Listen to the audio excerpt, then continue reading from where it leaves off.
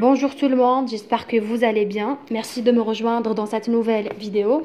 Aujourd'hui, nous allons voir ensemble la méthodologie audio-orale. Donc, c'est parti. La méthodologie audio-orale naît au cours de la Deuxième Guerre mondiale pour répondre aux besoins de l'armée américaine de former rapidement des gens parlant d'autres langues que l'anglais. Donc, la méthodologie audio-orale, المنهج السمعي الشفهي ظهر خلال الحرب العالمية الثانية pour répondre aux besoins de l'armée américaine لتلبية احتياجات الجيش الأمريكي de former rapidement des gens parlant d'autres langues que l'anglais لتكوين جنود يتحدثون لغات أجنبية. Mais la question qui se pose, pourquoi on a créé cette méthodologie? Eh bien, pour pouvoir communiquer avec les alliés, mais aussi d'interpréter les messages des ennemis et accroître les capacités d'espionnage. من الأسباب اللي خلاتهم يكريو هاد la méthodologie, c'est pour pouvoir communiquer avec les alliés, باش يقدروا يتواصلوا مع الحلفاء, d'interpréter les messages des ennemis, انهم يترجموا الرسائل نتاع الأعداء, et accroître les capacités d'espionnage, معناتها يزيدوا من قدرة التجسس نتاعهم. On a alors créé la méthode de l'armée. Cette méthode n'a duré en réalité que 2 ans, mais elle a provoqué un grand intérêt dans le milieu didactique. Elle représente un pas important dans l'évolution de l'enseignement du FLE. C'est dans les années 1950 que des spécialistes de la linguistique appliquée ont créé la méthode audio-orale en prenant pour socle la méthode de l'armée et en appliquant systématiquement la linguistique distributionnelle et le behaviorisme. Alors, on a tout d'abord la méthode de l'armée. En anglais, نقولوا لها the army method. هذه la méthode كريوها les Américains باش يعلموا les soldats الجنود يعلموهم des langues étrangères كيما قلت لكم دوك شويه باش يعلموهم التجسس يقدروا يقراو رسائل تاع الحلفاء et tout. Mais هاد la méthode n'a duré en réalité que 2 ans. قعدت عامين برك ومن بعد خلاص راحت. Mais elle a provoqué un grand intérêt dans le milieu didactique et elle représente un pas important dans l'évolution de l'enseignement du FLE. معناتها هاد la méthode malgré que après 2 ans حبست mais جابت فائدة كبيرة la méthode هذه audio-orale. C'est dans les années 50 que des spécialistes de la linguistique appliquée ont créé la méthode audio-orale. Donc les linguistes, علماء اللسانيات, décident باش يكرييو هاد la méthode audio-orale en s'inspirant la méthode de l'armée. معناتها راحوا اقتبسوا من هاد la méthode هذه la méthode audio-orale راحوا اقتبسوا la méthode de l'armée. Pour la théorie du langage, ils ont choisi la linguistique structurale distributionnelle et une théorie psychologique de l'apprentissage, le behaviorisme. Tout d'abord, il faut comprendre une chose, qu'il faut vraiment bien comprendre les théories باش تقدروا بعدك تفهموا le cours. De toute façon, أنا راني حندير هذوما les théories d'apprentissage. Après, Inch'Allah, essayez de jeter un coup d'œil. Mais je vais vous donner quand même une idée générale باش نقدروا نكملوا هذا le cours. Les méthodologues audio-oraux s'intéressent aux formes observables de la langue et au comportement. Ils rejettent toute référence à la conscience, car ils considèrent le cerveau humain comme une boîte noire à laquelle on n'a pas accès. L'idée générale, c'est que les méthodologues راهم يهتموا le comportement et la سلوكيات et rejettent toute référence à la conscience. ما ياخذوش بعين الاعتبار العقل والمنطق تاع التلميذ هذاك. Car ils considèrent le cerveau humain comme une boîte noire à laquelle on n'a pas accès, parce qu'ils يحسبوا العقل تاع الإنسان une boîte noire اللي ما نقدروش ندخلوا ليها. Où ils favorisent l'apprentissage par conditionnement. واش معناتها l'apprentissage par conditionnement? C'est que les bonnes réponses sont récompensées et les mauvaises réponses sont punies. Le but من هذا الشيء إذا كان l'élève مد une réponse juste, مد إجابة صحيحة, راح يتكافئ. باش من بعدك هذا السلوك راهو رايح يعاود il se reproduit encore une fois. معناتها حيعاود يتكرر مرة أخرى. Et les mauvaises réponses sont punies. كي يجيبوا إجابات خاطئة automatiquement راهم رايحين يتعاقبوا باش هذاك السلوك ما راحش يتعاود مرة واحدة أخرى. Le but de la méthodologie audio-orale était de parvenir à communiquer en langue étrangère, raison pour laquelle on visait les 4 habilités afin de communiquer dans la vie de tous les jours. Fait la méthodologie, tout simplement, ils ont visé les 4 habilités, à savoir la compréhension de l'oral, production orale, compréhension de l'écrit et production écrite pour pouvoir communiquer dans la vie de tous les jours. On concevait la langue comme un ensemble d'attitudes, d'automatismes linguistiques qui font que des formes linguistiques appropriées sont utilisées de façon spontanée.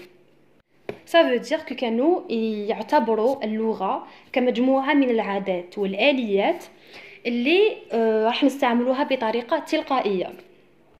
Et la répétition intensive facilite la mémorisation et l'automatisation des structures de la langue.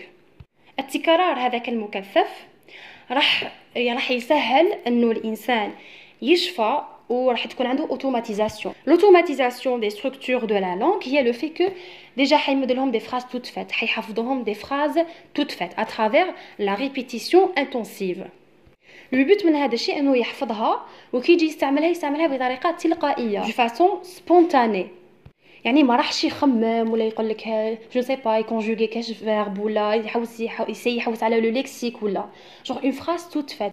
وهذا الشيء عنده ريلاسيون ديريكت مع لو بيهيفيوريزم باسكو لو بيهيفيوريزم c'est une chose très très importante à connaître.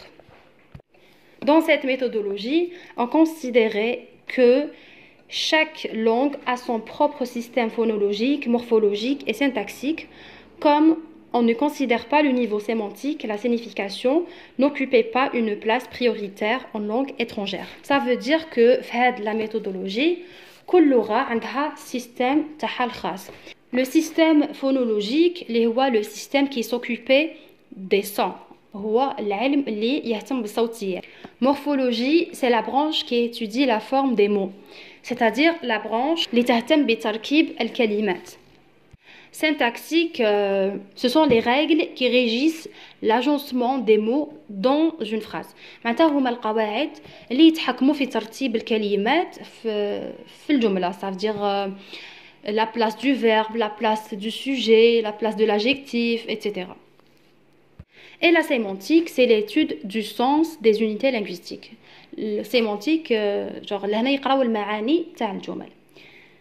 Donc, كل لغة عندها un système syntaxique, morphologique, phonologique et sémantique propre à elle, يعني خاص بها.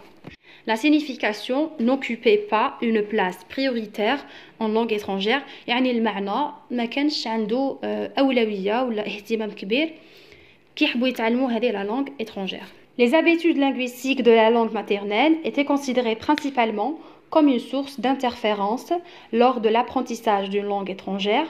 Afin de les éviter, il était recommandé d'utiliser la langue étrangère en classe. Les habitudes اللي كانوا يديروهم les élèves, c'est le fait de parler en langue maternelle en classe.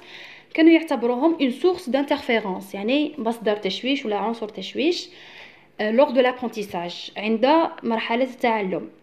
Afin de les éviter, باش يفيتيوهم باش يتجنبوهم كان لازم عليهم يستعملوا غير la langue étrangère en classe. يعني يستعملوا غير اللغة الأجنبية برك في القسم. Les phrases modèles servent à introduire et à pratiquer la langue parlée.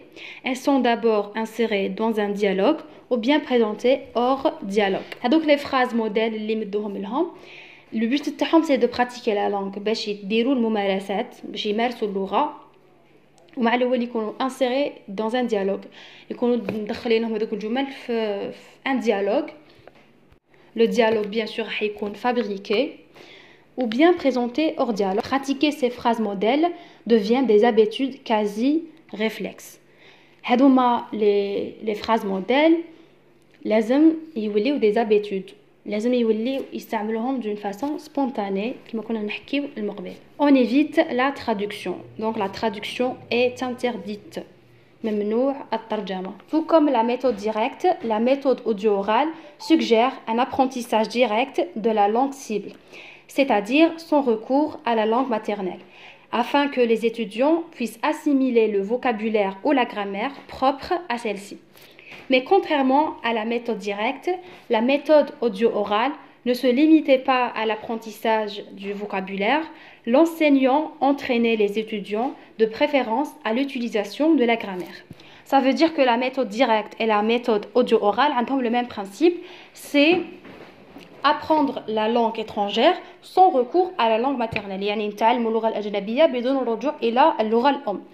Pourquoi? Pour que les élèves puissent assimiler le vocabulaire ou la grammaire. باش les élèves يقدروا يستوعبوا المفردات والقواعد. ولكن راهي عكس la méthode directe لأنه التعليم لا يقتصر برك على المفردات وإنما البروف الأستاذ يسيي يدرب les étudiants تاوعو باش يستعملوا القواعد.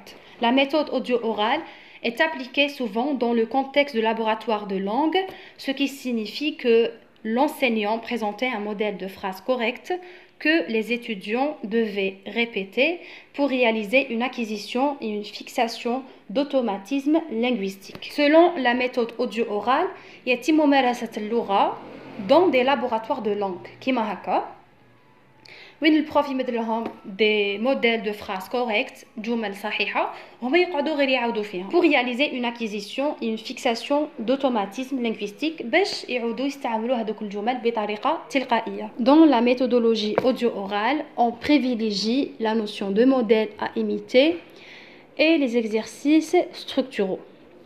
Alors, في هذه la méthode كانوا بزاف يبريفيريو l'imitation التقليد وكانوا ثاني كيبريفيريو les exercices structuraux. Alors شنو هما les exercices structuraux? Les exercices structuraux consistent à modifier selon le même modèle. Par exemple, je demande à mes élèves de transformer une structure déclarative en structure interrogative. Par exemple, Selma a choisi cet itinéraire. Quel itinéraire Selma a-t-elle choisi? Après, on met le même modèle. On a une liste de phrases باش يديروها. Donc هادو هما les exercices structuraux. Ils sont utilisés pour consolider les acquisitions. يعني نستعملوهم باش نثبتوا ونرسخوا المكتسبات. Les exercices structuraux sont construits sur le schéma skinnérien. Ça veut dire que هادو هما les exercices يستعملوا le schéma skinnérien. Donc on نفهموا واش معناتها le schéma skinnérien. Skinner est un psychologue américain.